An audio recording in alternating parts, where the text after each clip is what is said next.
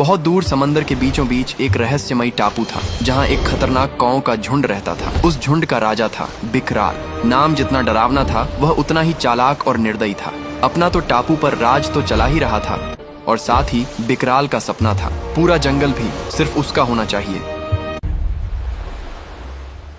कल ही हम सब उस जंगल पर हमला करेंगे। लेकिन उसे नहीं पता था कि जिस जंगल पर उसकी नजर थी वहाँ मौत खुद पहरा देती थी।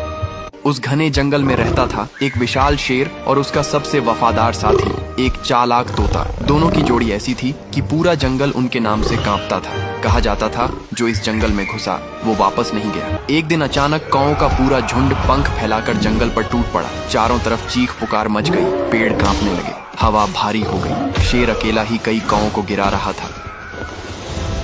तोता ऊपर उड़कर हर चाल पर नजर रख रहा था, लेकिन यह लड़ाई आसान नहीं थी। तभी अचानक छाया की तरह बिकराल पीछे से शेर पर झपटा। शेर को संभलने का मौका भी नहीं मिला और वह वहीं जमीन पर गिर पड़ा। जंगल में सन्नाटा छा गया। तोता यह देखकर कांप उठा। उसकी आंखों में पहली बार डर उतर आया। कौओं ने तोते को भी पकड़ लिया, लेकिन तोता चालाक था। एक झटके में वह खुद को छुड़ाकर झाड़ियों में छिप गया। वहां से वह चुपचाप भाग निकला। कुछ दिन बाद तोता अकेला पहाड़ की ओर उड़ गया।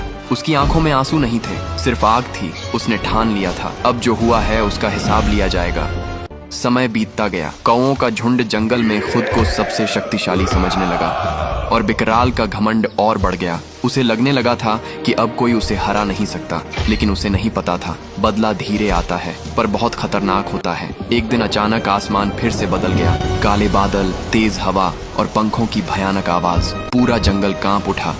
कौओं ने ऊपर देखा तो उनकी आंखें फटी रह गईं। तोता वापस आ चुका था, लेकिन इस बार वह अकेला नहीं था। तोता सीधे बिकराल के सामने आकर रुका और उसकी आंखों में मौत जैसी ठंडक थी। तुम्हें क्या लगा था कि मैं हार मान चुका था? अब मेरा बदला शुरू होगा। और तुरंत तोता का झुंड नीचे उतरा और फिर जंगल में ऐसी लड़ाई शुरू हुई जो धरती ने पहले कभी नहीं देखी थी। भयानक लड़ाई शुरू हो चुकी थी।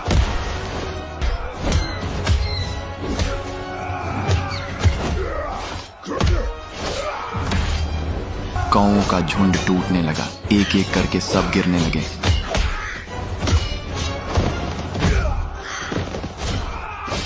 और आखिर में तोता ने अपने चालाकी और गुस्से से बिकराल और पूरे कौओं के झुंड से अपना बदला ले लिया।